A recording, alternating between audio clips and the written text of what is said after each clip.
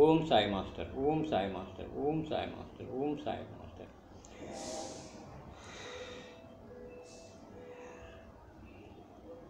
తమ ఘోరమైన పాపాలను ప్రక్షాళనం చేసుకోవటానికి జనులు గంగ వద్దకు వెళ్తే తన పాపాన్ని నివారించుకోవటానికి గంగ మహాత్ముల చరణ సన్నిధిని ఆశిస్తుంది. ఇట్టి సాయి మహనీయుని పవిత్ర చరణాలను విడిచి గంగా గోదావరి తీర్థయాత్రకు వెళ్ళే అవసరం లేదు. భీమారథి నదిలో గోనాయికి వాసుదేవు, భాగీరథి నదిలో తమాల్కు ముచ్చపు చిప్పలో కబీరు లభించినట్టుగా భక్తుల కొరకు శ్రీ సాయినాథుడు 16 ఏళ్ల తరుణ వయసులో సిద్ధి గ్రామంలోని వేప చెట్టు కింద ప్రథమంగా బ్రహ్మజ్ఞానిగా ప్రకటమయ్యారు. స్వప్నమందైన విషయ వాసనలు వారిని అంటేవి కావు. వారు మాయను తరిమివేశారు. ముక్తికాంత వారి చరణాలకు అంకితమైపోయింది. బాబా ఏ దేశంలో, ఏ పవిత్ర వంశంలో, ఏ మాతాపితల పుణ్య ఫలంగా జన్మించారు అనే విషయాలు ఎవరికి తెలియవు.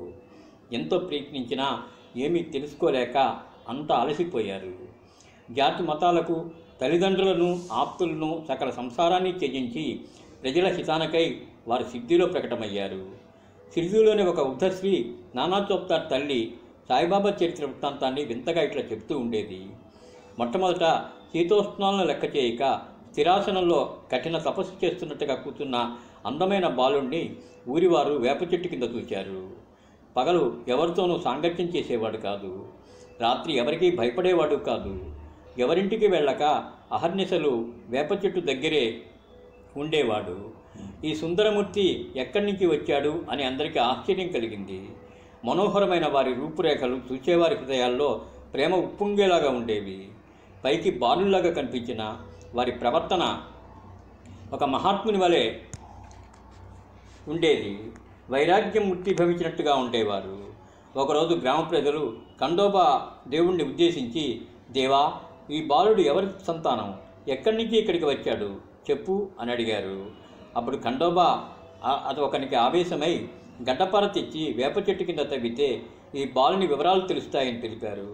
వెంటనే ఊరివారు వేప చెట్టు కింద పెంటకుప్పను తవ్వగా ఇటుకలు, దాని కింద పెద్ద బండరాయి కనిపించాయి. వాటిని తొలగించగా కింద ఒక సొరంగం, మెట్లు, కింద సున్నం ఖర్చు చేసిన భూగృహంలో వెలుగుతున్న దీపాలు, పీట, గోముఖి జపమాలలోవి ఉన్నాయి. జనులు ఆశ్చర్యంతో దాని గురించి ఆ బాలుని అడగ్గా బాలుడు అక్కడ 12 సంవత్సరాలు తపస్సు చేసినట్టు తెలిసింది.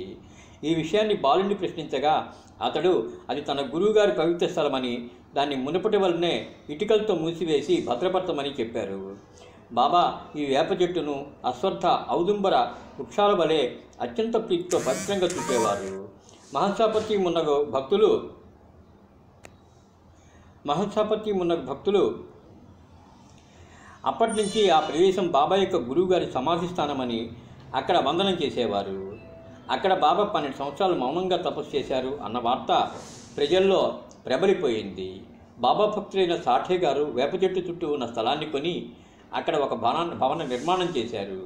షిరిడీకి వచ్చే యాత్రికులు, భక్తులు బస చేయడానికి అక్కడ ఒకటే బంగళా ఉండేది. అక్కడ మెట్ల కింద దక్షిణాభిముఖంగా ఒక గూడు ఉండేది. భక్తులు ఇక్కడ ఉత్తరాభిముఖంగా కూర్చునేవారు. సాయిబాబా స్వయంగా వచించినది నా చెవులారా విన్న మాటలు ఇవి.